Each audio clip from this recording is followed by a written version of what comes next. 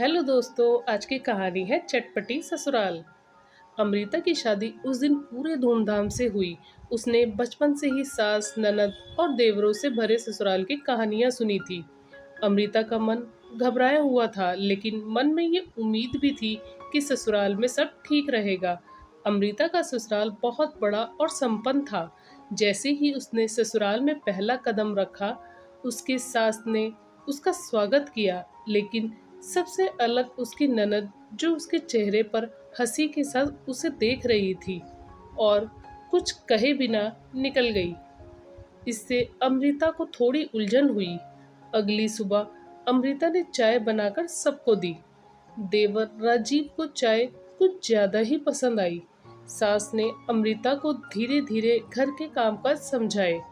अमृता ने मन ही मन ठान लिया कि वो इस परिवार में खुद को आसानी से ढाल लेगी।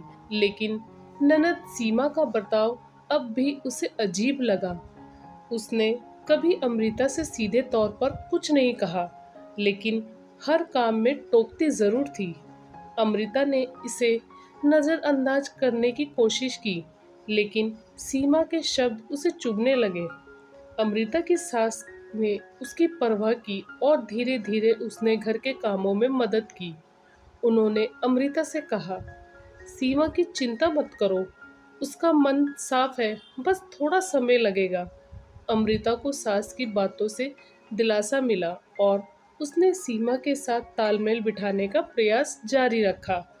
त्योहारों का मौसम आ चुका था और पूरे घर में खुशी का माहौल था। अमृता ने घर के सजावट से लेकर खाने पीने का पूरा जिम्मा उठा लिया। पूरे परिवार ने अमृता के काम की तारीफ की, लेकिन सीमा ने कोई प्रतिक्रिया नहीं दी। देवर राजीव और अमृता की दोस्ती अच्छी हो चुकी थी। राजीव ने अमृता को बताया, सीमा बहुत दिनों से कुछ परेशान है, क्योंकि उसका रिश्ता टूट चुका था और तब से वो किसी पर भी विश्वास नहीं कर पा रही। अमृता ने सीमा के दर्द को समझा और अब उसे थोड़ा सहानुभूति महसूस होने लगी। एक दिन सीमा की कुछ पुरानी तस्वीरें देखते हुए अमृता को उसकी पिछली जिंदगी के बारे में पता चला। सीमा के दर्द को समझते हुए अमृता ने धीरे धीरे उसे सहारा देने का प्रयास किया। वह अब सीमा को पहले से ज़्यादा समझने लगी थी। एक दिन अमृता ने सीमा से सीधे बात की। अमृता ने सीमा के सामने इस दर्द को समझते हुए उसे सुनने का प्रस्ताव रखा। सीमा थोड़ी नरम हुई और उसने अमृता से अपने मन की बात कही। अमृता का प्यार और धैर्य देख ससुराल वालों ने उसे और अधिक मान सम्मान देना शुरू कर दिया। सीमा ने भी अमृता के साथ अपने रिश्ते को नया रूप देने की कोशिश शुरू की। अब ससुराल में छोटी छोटी खुशियों ने दस्तक दी। अमृता और सीमा का रिश्ता अब पहले से बेहतर हो गया था।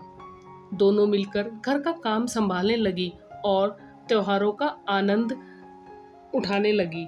घर में अमृता के आने से सबकी जिंदगी में मिठास घुल गई थी। अब न सिर्फ सास, ससुर और देवर, बल्कि सीमा भी अमृता को पसंद करने लगी थी। अब दोनों मिलकर बातें करती, साथ बैठकर चाय पीती और घर के छोटे छोटे कामों में एक दूसरे का साथ देती।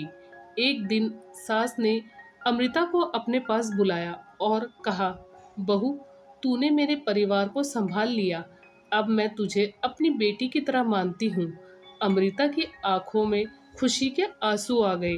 अब परिवार के सभी लोग आपस में मिलकर रहते थे। अब घर में पहले जैसी कोई करवाट नहीं थी।